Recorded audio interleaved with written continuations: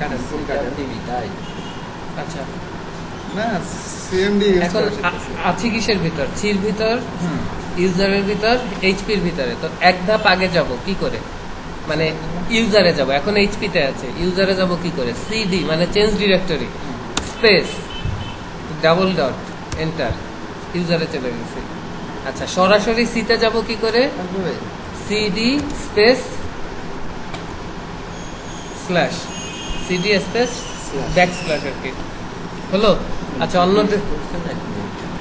অন্য ড্রাইভে যাব কি করে? যেমন ডিতে যাব, আপনি কিসে যাবেন? আমি যাবো ইতে ইতে, ই কোলন চলে গেলাম আচ্ছা এইটা দ্বারা কি ই বলছো? ড্রাইভে। সিডি মানে চেঞ্জ ডিরেক্টরি, না উপরেরটা এইটা মানে সিডি স্পেস স্ল্যাশ, মানে একেবারে ড্রাইভে চলে যাবো। একদম প্রথম। হ্যাঁ ঠিক আছে। ই এবারে সিডি। আচ্ছা আগে যদি আপনি ইয়ে দেখতে চান ফোল্ডারে কি কি আছে, ডিআইআর মানে ডিরেক্টরি স্ল্যাশ ডাব্লিউ মানে ওয়াচ, এর ভিতরে আপনার জ্যাম্প আছে শুধু। আচ্ছা জ্যাম্পে ঢুকবো কি করে? CD space X A M PP change directory space folder name XAMPP, CD space HT doc, doc না ডক্স?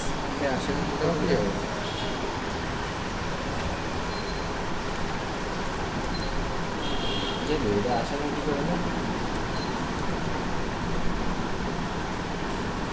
কি আসে না?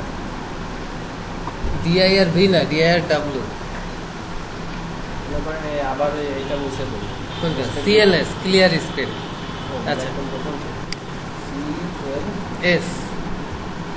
এবার কি করবেন বলেন? এবার এর ভিতরে যাবো এই যে সিএলএস মানে clear screen, CLS clear screen. আচ্ছা লারা টেস্ট, সিডি লারা টেস্ট, লারা টেস্টে গেলাম। এবার কি করবেন? মনে করেন আমি আসছে কি পিএইচপি আর্টিসান স্যার সান এই ফোল্ডারে লিখতে হবে, তাই দিলেন, হয়ে গেল। এখন আমি যদি একটা মানে অন্য একটা আমি ফোল্ডার বানাইতে চাচ্ছি, মানে সেই কিসে এই ধরনের আর একটা ফোল্ডার? মানে আপনার প্রজেক্ট ইতে গেলাম কি করে? সিট থেকে ইতে, হুম সিট থেকে ইতে যাচ্ছে কি করে?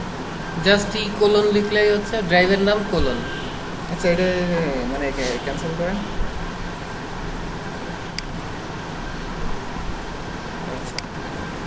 ক্যান্সেল হইলো কেন? যাই হোক। তারপরে আপনার ওইটা আপনার কোন, হ্যাঁ ওইটার মধ্যে ফোল্ডারে ওই লিখলেই হবে এক্সাম বা নিজের ফোল্ডার। সিডি স্পেস ওই ফোল্ডারের নাম। আচ্ছা ভাই আমি কি আসছে আপনি আর একটা প্রজেক্ট বানাবেন, ওইটা হ্যাঁ। আপনি কিসে বানাইতেন? এইচটি ডক্সে না? হুম।